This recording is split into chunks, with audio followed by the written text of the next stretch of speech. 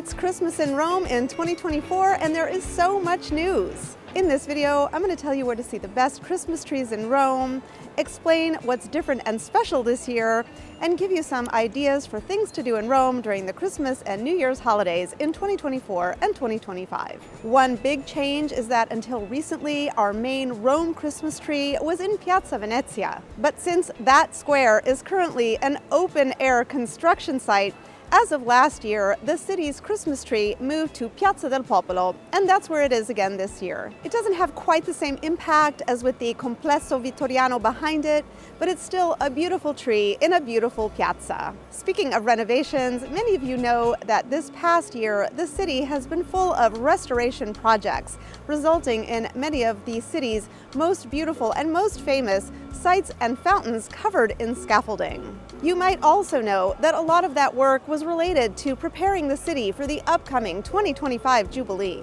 And now that the end of 2024 is approaching, many of the scaffolding is starting to come down as those projects are completed. In a city like Rome, with so much art and ancient architecture, there's almost always something being restored. And as you might imagine, not everything under restoration has to do with the Jubilee. For example, here at the Vatican, they have been restoring the Apollo Belvedere for years, and it finally became available for all of us to see back in its spot in the octagonal courtyard. Now, it wasn't part of the Jubilee, but something tells me that the timing is not an accident. Two works that were related to the Jubilee were the cleaning of Bernini's baldacchino and the Pietà, the glass in front of the Pietà. All of this is done, and so now when you enter St. Peter's Basilica, you can see Bernini's baldacchino and Michelangelo's Pietà in all their glory. I know many of you have anxiously been waiting to see the fountain in front of the Pantheon. That work has been completed and the fountain is beautiful, very white. Some people are saying that it's almost too white, but it is clean and beautiful and part of a new sparkling Rome. In more great news, most of the scaffolding has come down from the three fountains in Piazza Navona. The two fountains on either end, the Fountain of Neptune and the Fountain of the Moor, are both finished, and the fountain in the middle, the Four Rivers Fountain, is nearly finished. It's so close to being completed that it might even be done by the time this video goes to publication. There is still some Jubilee-related scaffolding up, such as the Angel Bridge in front of Castel Sant'Angelo. Great news, guys, here at Ponte Sant'Angelo. This project was supposed to be completed in early 2025, and I'm here now and I can see that most of the angels have been cleaned and the scaffolding is down. They are still in the process of cleaning the last two. I've asked the guys taking down the scaffolding when it will be done, and they said all the scaffolding will be down by December 21st, so in time for Christmas.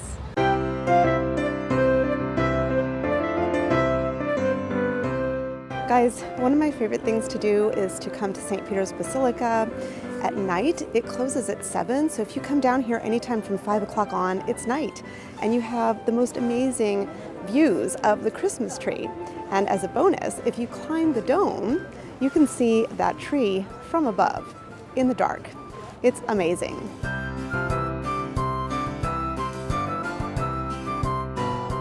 And in other great news, a lot of the other Rome sites that were being renovated unrelated to the Jubilee have been completed. Just last week, the Church of Santa Maria del Popolo has reopened after a 2-year closing and restoration. This means you can see the church again in all its glory, and while the church is famous for the Cerazzi Chapel and its Caravaggio paintings, I would urge you to visit the rest of the church because it is a wealth of art. You will find Pinturicchio, Bernini, Raphael, and so many others. Palazzo Farnese and the fountains in Piazza Farnese are finally free from scaffolding after a 4-year restoration project. Recently, I did a video for you guys about the Trevi Fountain and the maintenance that it was undergoing, and the great news is that they have taken down the walkway.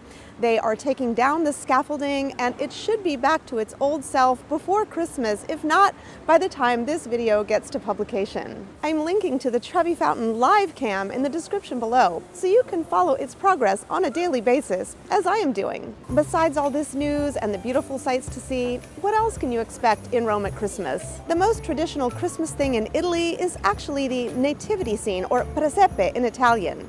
You might also know it by its French term, crèche. At Christmas, you can walk into any Catholic church in Rome or frankly all over Italy and see a nativity scene. This is considered a traditional art form here in Italy, and many of these figures that you see are made in Naples. In fact, a popular thing to do in Italy at Christmas time is to visit Naples and head to the street of San Gregorio in Armeno. The street showcases artisans one after another, and there are so many options if you're interested in purchasing some of these beautiful artisanal Christmas figures for yourself.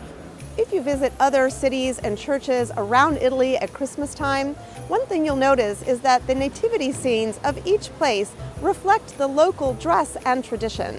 Many nativity scenes in Rome have ancient Roman or even medieval architecture in them. Some churches in Rome have nativity scenes that you can visit year-round.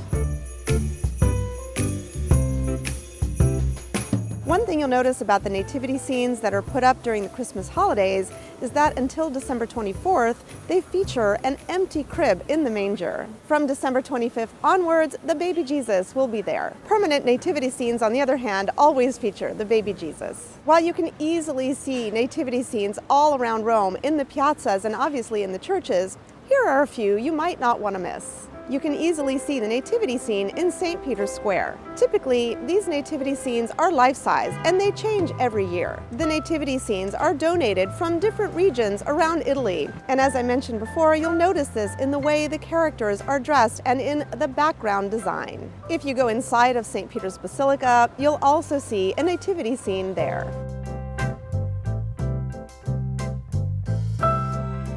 If you're visiting the Vatican, do not miss the Cento Presepi, or 100 nativity scenes, under Bernini's colonnade. Here you can see wonderful examples of different nativity scenes from around Rome and other parts of Italy. The exhibit is open day and night and is free for everyone. I think my favorite one this year is the one donated by the Vigili del Fuoco, or the Rome firemen, of the nativity scene underwater. Not quite sure why.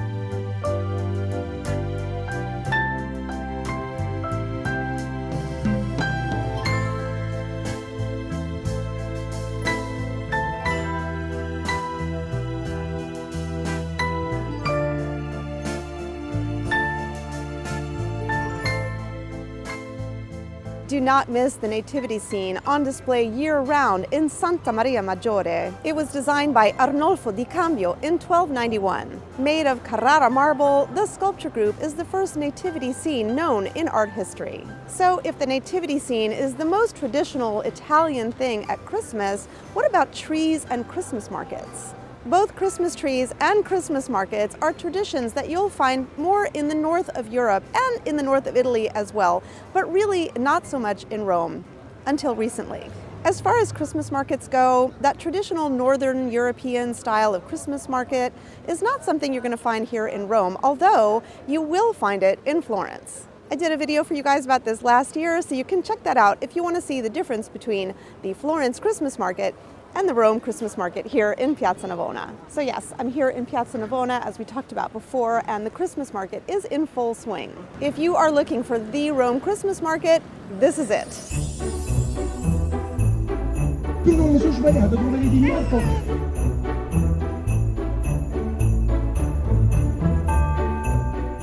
We do have a few other Christmas markets around Rome. They're a bit smaller and further out. I talked about this in the last video where I compared the Florence Christmas market and the Rome Christmas markets, and I have a page about it on the RomeWise website. So if you want to know more details, you can check those out. But Piazza Navona really is where Romans and tourists alike love to come for Christmas. Here you're going to find a nativity scene, of course, with the baby Jesus in it after December 25th. You're also going to find an old-fashioned carousel, which is a lot of fun for kids and adults alike. And as is typical with most Christmas markets, you'll find all these stands up, some with games, some with things to sell, some with things to eat and drink. This market used to go up on the 8th of December every year, which is the kickoff to the Christmas season, but recently it's been going up on the 1st of December. So when you come to Rome in early December, you can start looking for this Christmas market. So now let's talk about Christmas trees in Rome. As for Christmas trees in Rome, this was not a tradition here until 1982, when the Polish Pope John Paul II wanted to bring a bit of his Northern European culture to the Vatican and had a tree and nativity scene installed in St. Peter's Square. Over the years, it's become a great honor to get to be the region of Italy that donates the tree and another that donates the nativity scene. Also over the years, we have seen quite an evolution in trees in Rome. We used to have them near the Colosseum a few years back, but I haven't seen them here in quite a while, and I'm not sure if they're going to come back. Also, we almost never used to have trees at the Spanish Steps. But then the Rome jewelry house Bulgari renovated the church, the steps, and the fountain below. And they put up bejeweled Christmas trees 2 years in a row. Last year, Dior put up a tree, and this year, it's Bulgari again.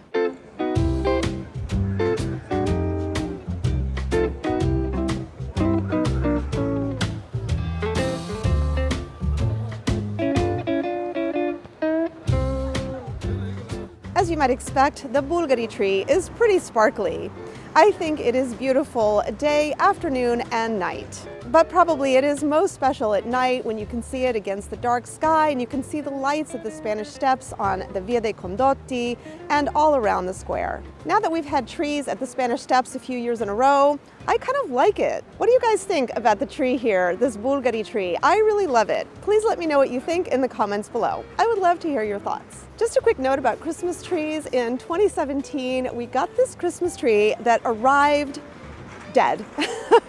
Or, I don't know, it was just missing most of its branches, or at least most of the needles. It was kind of like a Charlie Brown Christmas tree. But they put the tree up anyway, and they put the lights all on it, hoping that the lights would sort of mask the fact that the tree was was really bare. The Romans have a great sense of humor, and soon they nicknamed the tree Spelacchio, which means threadbare or balding. And so we got all of these hashtags, and the reason I'm telling you about this is because even today, the Christmas tree in Rome is nicknamed Spelacchio, even if it is much fuller than the one we had in 2017. So if you see hashtags like waiting for Spelacchio and Spelacchio watch, using the word Spelacchio to describe the tree, it does mean a threadbare tree, although hopefully Rome will not go back to having that kind of a tree.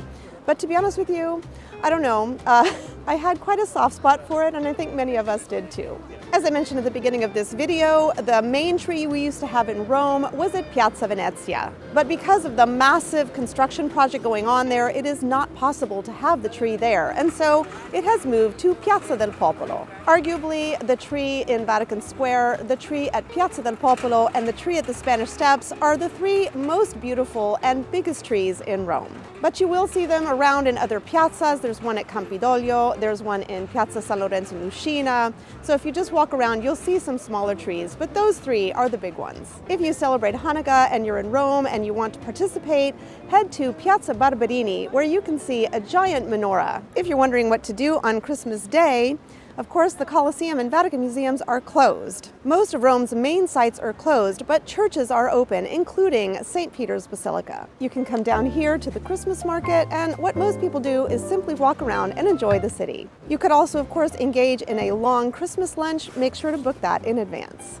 There are actually a few exhibitions you can visit as well. In the description below, I'm linking to a page on the RomeWise website where you can see current things to do, exhibits, and things that are open on Christmas Day and around the Christmas holidays. As for New Year's, what most people want to do is go out for dinner, whether it's booking a big sit-down dinner or just having some pizza, walking around, and of course, seeing the fireworks. On the RomeWise website, I've got updated pages about what's going on New Year's Eve in Rome, what you can do New Year's Day in Rome, and where to eat on New Year's Eve in Rome. I also have an updated page about where to eat for Christmas in Rome as well. Please follow me on social media or subscribe to my free newsletter to keep up to date on all the Rome happenings and events around the holidays and beyond. The Christmas holidays in Italy officially begin on December 8th, and they end on January 6th, which is called the Epiphany. Here we refer to January 6th as La Befana. La Befana is a not-so-pretty witch that is actually a kind witch who flies around and brings toys to kids. So January 6th is really all about kids. If you come here to Piazza Navona on that day, it is going to be chock-a-block with families, although of course it's fun for everyone. In Italy, lights, decorations, and trees will all stay up through January 6th, and after that they will slowly start coming back down. From Christmas all the way through New Year's and frankly through the Befana, it's pretty crowded in Rome with both Italians and tourists alike. But after January 6th, as I said, the lights and decorations start coming down and the crowds start thinning out, and January is the quietest time of year in Rome. And it's one of my secret favorite times of year to be here for a few reasons. For more, check out my Rome in January video right here.